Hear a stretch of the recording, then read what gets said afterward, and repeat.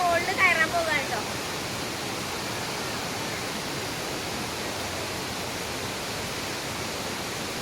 അയ്യാ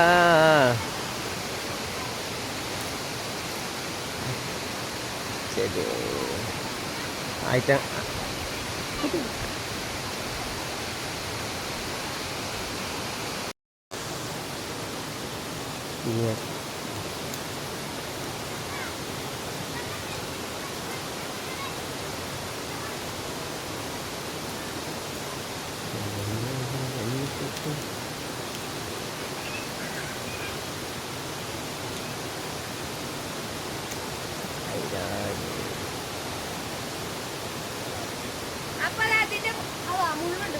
ആ അത് ഇങ്ങനെയാണ്.